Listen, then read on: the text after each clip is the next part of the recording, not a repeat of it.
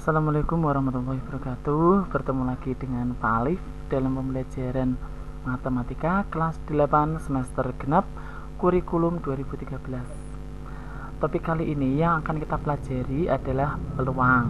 Langsung aja ya anak-anakku. Semoga yang Pak Alif sampaikan menjadikan kalian menjadi mengerti dan paham akan materi peluang. Jika kurang paham bisa ditanyakan di kolom komentar YouTube channel Pak Alif. Oke, langsung aja. Indikator yang pertama, pengertian peluang. Peluang itu sama dengan nilai kemungkinan atau nilai probabilitas. Peluang ialah suatu nilai yang menggambarkan seberapa besar kemungkinan akan terjadi suatu peristiwa atau kejadian. Yang pertama, peluang suatu kejadian. Sebagai contoh, sebuah mata uang logam ditos, tentukan peluang akan muncul mata angka. Jawab, kejadian yang mungkin bisa muncul angka, bisa muncul gambar, karena satu uang logam ini ada sisi angka, ada sisi gambar. Kemudian kejadian itu mempunyai peluang yang sama, maka peluang akan muncul angka adalah satu dari dua kemungkinan. Jadi peluang akan muncul angka adalah 1:2.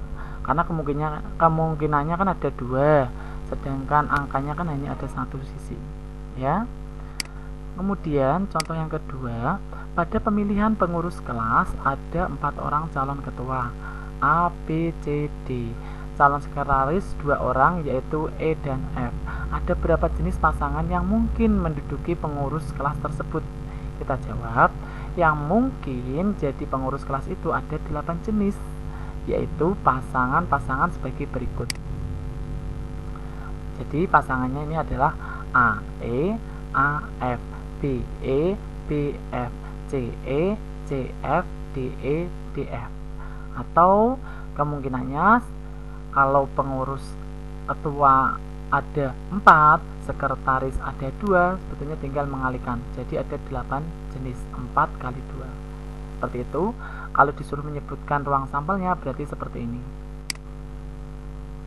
Contoh yang ketiga, pada pilkada di suatu daerah, calon bupati terdiri dari 4 laki-laki dan 2 perempuan.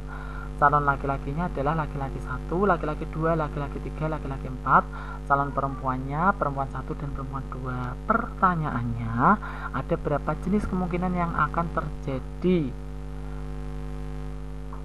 dalam pemilihan bupati tersebut? Kemudian yang B, antara laki-laki dan perempuan manakah yang peluangnya lebih besar akan terpilih jadi bupati? Berikan alasanmu. Kita jawab, ada 6 jenis. Oke, jenisnya dari mana? Ada, kan ini akan dipilih 2 ya, berarti kita bisa mencari menggunakan P1 L1, P1 L2, P1 L3. Karena ini semua jadi calon ya, berarti tidak berpasangan. Mohon maaf, berarti di sini ada berapa jenis kemungkinan yang akan yang terpilih jadi bupati. Maaf ya, bukan pasangan, berarti hanya bupati saja. Karena calonnya laki-laki ada 4, perempuannya ada 2, berarti kita jumlahkan, berarti 4 tambah 2 ada 6 jenis. Kemudian yang berpeluang menang siapa? Laki-laki, karena laki-lakinya lebih banyak. Ruang sampel dan titik sampel. Pada contoh yang telah dibahas tadi, laki-laki tadi ada L1, L2, L3, L4, perempuan ada P1, ada P2. Himpunan semua calon bupati disebut ruang sampel, masing-masing calon bupati disebut titik sampel. Jadi, ruang sampel itu ada ini semuanya disebutkan semua, berarti ruang sampelnya tadi ada 6. Titik sampel berarti L1, L2, L3, L4, P1 dan P2. NS adalah banyaknya ruang sampel. Di sini banyak ruang sampelnya ada 6. Kesimpulan, ruang sampel ialah himpunan suatu kejadian yang mungkin terjadi pada sesuatu hal yang sedang dibicarakan. Yang kedua, titik sampel, masing-masing kejadian yang ada pada ruang sampel, itu titik sampel. Contoh 1. Pada pengetosan sebuah mata uang logam, tentukan ruang sampel dan titik sampelnya. Ruang sampelnya adalah angka dan gambar. Banyak ruang sampelnya, angka dan gambar ini berarti 1, 2, ada 2. Titik sampelnya adalah angka gambar. Contoh yang kedua, pemilihan ketua pengurus kelas, ada 4 calon ketua A, B, C, D, ada calon sekretaris E dan F. Tentukanlah ruang sampel pada pemilihan pengurus kelas tersebut. Ada berapa titik sampelnya? Oke, kita jawab. Kemungkinan pasangan suatu kelas ada ketua kelas dan sekretaris yang akan terpilih, kemungkinannya adalah ini: A, E, A, F, B, E, B, F, C, E, C, F, D, E, D, F. Pada pemilihan itu ruang sampelnya adalah ini ya, yang berpasangan, ini namanya ruang sampel.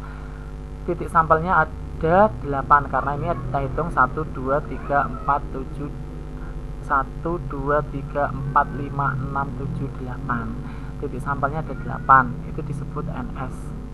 Jadi masing-masing anggota S tadi adalah titik sampel. Ini masing-masing anggotanya. AE ini titik sampel, AF saja ini titik sampel. Sedangkan jumlah dari titik sampel ini namanya jumlah ruang sampelnya adalah NS. Contoh yang ketiga, sebuah dadu ditos 1 kali. Sebuah dadu ya, ruang sampelnya berarti 1, 2, 3, 4, 5, 6 karena mata dadu itu adalah 1 sampai 6. Kemudian titik sampelnya NS-nya ada 6. Titik sampelnya bisa 1 saja, 2 saja, 3 saja, 4 saja, seperti itu. Itu titik sampel. Contoh yang keempat, pada 1 kali percobaan melempar 2 dadu sekaligus.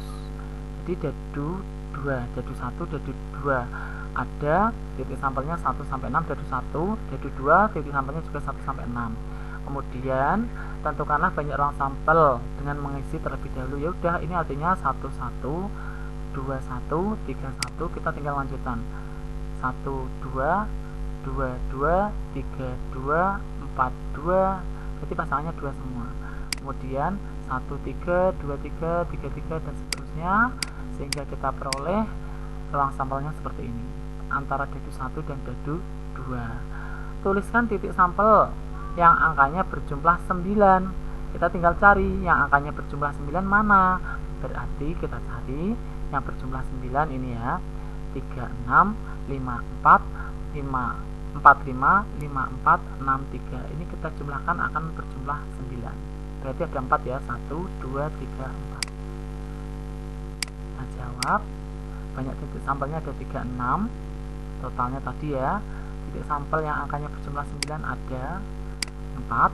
Titik sampel yang angkanya sama ada 6. 1, 1, 2, 2, 3, 3, 4, 4, 5, 5, 6, 6. Indikator berikutnya, frekuensi relatif atau nisbi. Contoh, pada 120 kali pengetosan sebuah uang logam ternyata gambar muncul 64 kali. Tentukan frekuensi relatif gambar, berapa kali muncul angka. Jadi kita cari frekuensi relatif.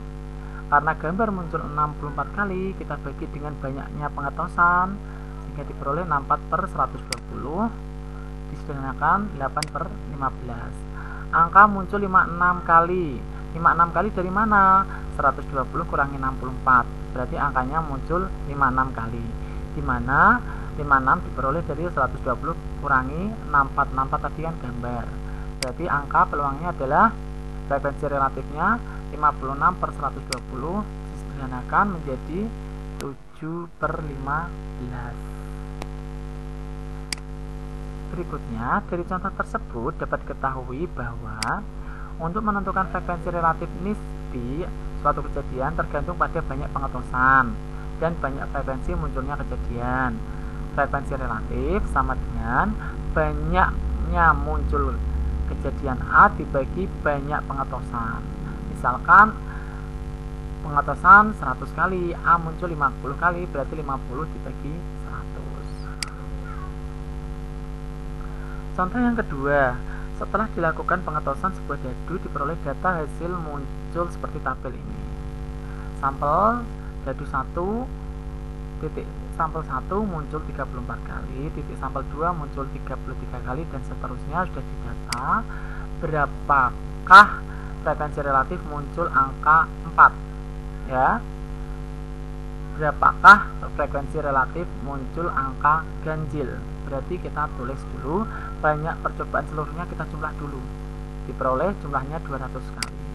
Kemudian frekuensi relatif rumusnya adalah banyak muncul kejadian A dibagi banyak pengetosan. Angka 4 muncul berapa kali? 32. Berarti 32 dibagi jumlah semuanya ini adalah 200. Sederhanakan menjadi 4/25. Angka ganjil, banyak munculnya angka ganjil ada berapa? 34, 35, kemudian 31. Kemudian kita jumlahkan, diperoleh ini dibandingkan dengan 200, diperoleh perbandingannya 1/2. Ini ya, kita jumlahkan akan diperoleh 100/200, yaitu 1/2. Semoga bisa dimengerti. Berikutnya contoh 3, ini bisa kalian kerjakan secara berkelompok. Dengan berkelompok lakukanlah percobaan melempar dadu sebanyak 42 kali dan catat angka yang muncul pada setiap lemparan. Hitung frekuensi relatif bilangan ganjil dan bilangan genap. Ya, ini silahkan. Ini masing-masing individu juga boleh, karena di sini kalian masih belajar di rumah masing-masing, berarti bisa dikerjakan secara individu. Indikator berikutnya menghitung peluang suatu kejadian. Pengertian kejadian. Kembali kita ingat contoh tentang pemilihan bupati tadi. Ruang sampelnya ini ya, L1, L2, L3, L4, P1, P2. Jika anggota S atau ruang sampel dikelompokkan menurut jenis kelamin hasilnya, maka kalau laki-laki kejadiannya berarti bisa L1, L2, L3, L4. Sedangkan kalau perempuan bisa P1, bisa P2. Masing-masing himpunan M dan W disebut kejadian. Jadi kejadian M memiliki 4 titik sampel, kejadian W memiliki 2 titik sampel. Catatan, kejadian ialah kumpulan titik sampel yang merupakan himpunan bagian ruang sampel. Masing-masing titik sampel termasuk kejadian. Kejadian boleh terdiri dari beberapa titik sampel. Contoh 1. Di daerah Blora dan sekitarnya dituliskanlah kemungkinan keadaan cuaca besok antara pukul 9 sampai 9.15. Warning, kita jawab dulu. A baru muncul soal B. Kita jawab dulu ya yang A. Ruang sampelnya itu bisa cerah, bisa mendung, bisa hujan, bisa gerimis. Ya. Menurut tebakanmu, dari kemungkinan keadaan cuaca tersebut pada soal A, tuliskan 1 atau 2 jenis keadaan yang paling besar kemungkinannya akan terjadi besok. Boleh mendung sama hujan, boleh cerah sama mendung, boleh cerah sama gerimis, terserah. Kemudian contoh yang kedua, 2 tim sepak bola melakukan pertandingan persahabatan, yaitu tim A dan tim B. Tentukan ruang sampel atau kemungkinan hasil pertandingannya. Tunjukkan semua kejadian sesuai ruang sampel, kecuali himpunan kosong. Ruang sampelnya, tim A menang, tim B menang, atau seri. Kejadiannya, tim A menang, atau tim B yang menang, atau E seri. Yang F, tim A menang, yang G, tim A menang sama seri, tim B menang seri, tim A menang, tim B menang, kemudian seri. Ini adalah himpunan kuasanya. Kejadiannya itu ini, A menang, B menang, terus seri, tim A menang, tim A menang, tim A menang, kemudian seri, tim B menang dan seri, tim A menang, tim B menang dan seri. Kita urutkan berdasarkan jumlah anggotanya, mulai dari satu anggota, dua anggota, kemudian 3 anggota. Berarti kejadiannya ada 1, 2, 3, 4, 5, 6, 7. Sebuah dadu dan sebuah koin mata uang logam dilambungkan bersama. Dadu matanya ada 6, uang koin matanya atau sisinya ada 2. Maka banyak percobaan dituliskan dari ruang sampel. Tuliskan 2 contoh kejadian seperti ini. Ruang sampelnya bisa A1 dan angka, 1 dan gambar, 2 dan angka, 2 dan gambar, 3 dan angka, 3 dan gambar, 4 dan angka, 4 dan gambar, 5 dan angka, 5 dan gambar, 6 dan angka, 6 dan gambar. Sehingga di sini banyak ruang sampelnya ada 12. 12 dari mana? Karena 6 dikali 2. 6 itu dari mata dadu, 2 itu dari sisi koin. Contoh kejadiannya bisa satu angka, bisa satu gambar, bisa 2 angka, terserah ini kalian. Kemudian kita belajar nilai peluang suatu kejadian. Contoh yang pertama, pada sekali percobaan mengetos dadu, manakah kejadian berikut yang paling besar peluangnya akan terjadi? Ruang sampelnya berarti semuanya ini ya. Yang paling besar kemungkinan peluangnya adalah kejadian M. Kenapa? Banyak anggotanya paling banyak. Kemungkinan dari 6, semua kemungkinan yang ada. Kita akan hitung besar nilai peluang setiap kejadian tersebut. Peluang A, ya, K ada 2 dan 6, berarti anggotanya ada 2. NS-nya ada 6, karena dadu matanya ada 6. Kemungkinan peluangnya berarti 2/6, 1/3. Peluang kejadian L berarti karena anggotanya ada 3, berarti 3/6, berarti 1/2. Peluang kejadian M karena anggotanya ada 5, berarti 5/6. Maka ini paling besar. Kesimpulan, semakin banyak titik sampel anggota suatu kejadian, maka semakin besar peluangnya. Anggota ruang sampel maupun anggota suatu kejadian ialah merupakan titik sampel. Peluang suatu kejadian A dapat ditentukan dengan rumus bagi berikut. Peluang A sama dengan banyaknya A dibagi banyaknya ruang sampel. Contoh 2. Ini pemilihan pengurus kelas 9A.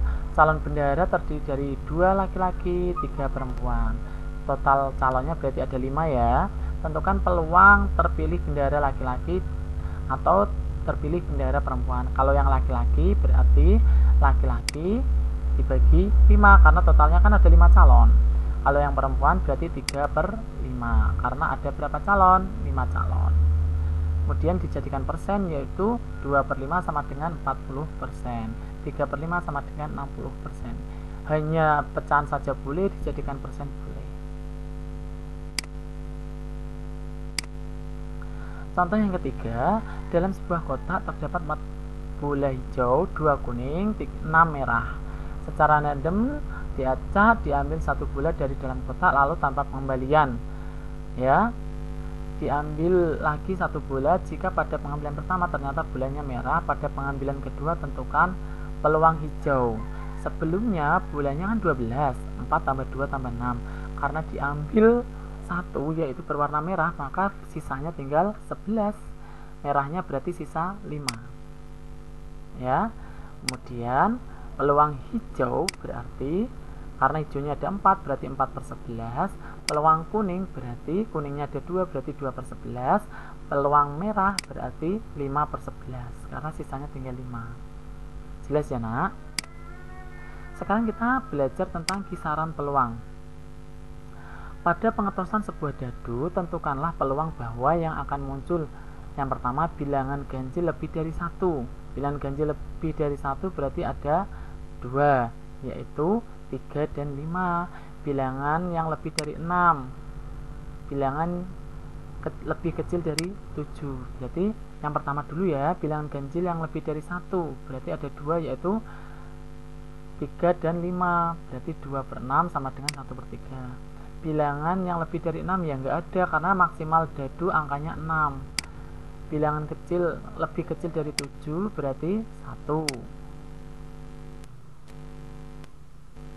Ya. Kemudian kita akan mempelajari contoh 1. Bilangan ganjil lebih dari 1. Ya, berarti 1/3 berarti kemungkinan yang terjadi mungkin pula tidak terjadi. Ini yang sepertiga yang terjadi. Bilangan yang lebih dari 6 artinya 0 karena tidak mungkin muncul lebih dari 6. Jadi 0, nilainya mustahil. Ini penjelasannya tadi ya. Bilangan lebih kecil dari 7 sama dengan 1 artinya bahwa yang muncul pasti bilangan yang lebih kecil dari 7. Maka 1 nilai kepastiannya terjadi. Pasti yang muncul kan semua kurang dari 7. Contoh yang kedua, pada pengetosan sebuah dadu seperti contoh 1, tentukanlah nilai peluang akan muncul bilangan kelipatan 3. Nilai peluang muncul bilangan yang bukan kelipatan 3.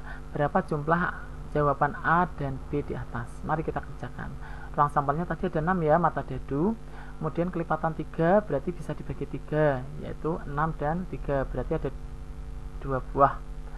Maka kelipatan 3 adalah 2/6, berarti 1/3. Yang bukan kelipatan 3 berarti bisa 1, 2, 4, 5, berarti ada 4 buah. Maka yang bukan kelipatan 3 berarti 4/6, berarti 2/3. Kalau kita jumlahkan, yang C berarti 1/3 tambah 2/3 adalah 1. Yang 1/3 adalah miliknya kelipatan 3, yang 2/3 adalah miliknya bukan kelipatan 3.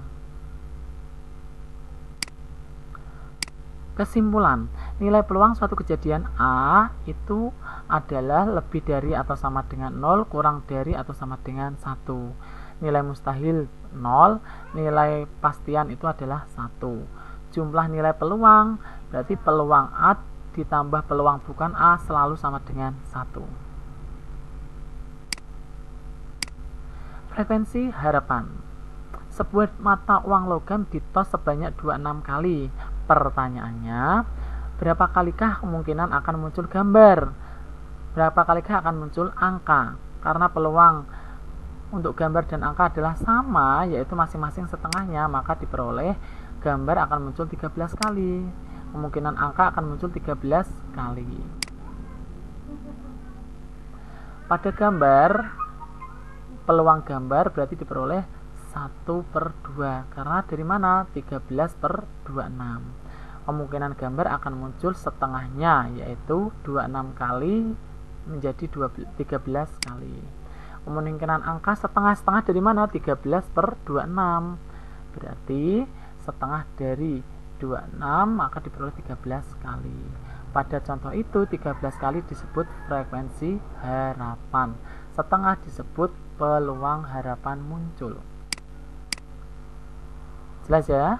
Frekuensi harapan sama dengan peluang harapan muncul dikali banyak percobaan. Contoh 2. 2 buah koin uang logam ditos sekaligus sebanyak 200 kali. Buatlah ruang sampel. Ruang sampelnya berarti seperti ini, 2 uang koin. Kemudian tentukanlah peluang akan muncul permukaan yang sama. Permukaan yang sama berarti bisa angka-angka, bisa gambar-gambar. Berapa kali frekuensi harapan muncul? 1 angka dan 1 gambar. Baiklah, kita cari ruang sampelnya. Ini ya, AA, AG, GA, GG. Banyaknya ruang sampel ada 4. 1, 2, 3, 4. Permukaan yang sama ada 2. Dari mana? 1, 2. 2/4 berarti setengah. Ini peluangnya. Peluang 1 angka dan 1 gambar. Ini 1 angka ya. Ini 1 gambar ya. Berarti 2/4 berarti setengah juga. Maka frekuensi harapan muncul 1 angka atau 1 gambar adalah setengah kali 20, berarti diperoleh 10 kali. Contoh yang ketiga, pada suatu pasar malam terdapat berbagai jenis permainan berhadiah. Salah satunya adalah tebak angka dari 10 sampai 99. Harga satu tebakan 1000. Apabila tebakan kita benar, hadiahnya 40.000. Pertanyaannya, tentukanlah peluang menang setiap satu tebakan. Apa yang kamu perbuat agar kamu mendapat hadiah 200.000? Hitunglah keuntungan atau kerugian yang dialami apabila kamu melakukan pada jawaban B. Penyelesaiannya, harga tebakan 1000, jenis tebakan 10 sampai dengan 99, hadiah setiap tebakannya adalah 40.000. Yang ditanyakan ini, kemudian kita jawab, banyak jenis tebakan. NS sama dengan 90. Dari mana? 10 sampai dengan 99 itu adalah 90. Pada P, peluang satu tebakan, berarti kan kita menebaknya sekali, berarti 1/90. Membeli 5.000 setiap tebakan yang ada. Yang dilakukan agar mendapat hadiah 200.000 ya, berarti membeli 5.000 setiap tebakan yang ada, yaitu 450. Dari mana? Dari 5.000 dikali dengan harganya tadi ya, 40. Kemudian kerugiannya adalah 90 dikali 5 dikali 1000 berarti 450.000 dikurangi 200.000 berarti kerugiannya adalah 250.000. Jelas ya? Demikianlah materi peluang yang telah Pak Alif jelaskan. Semoga bermanfaat buat kalian. Pak Alif akhiri sekian. Wassalamualaikum warahmatullahi wabarakatuh.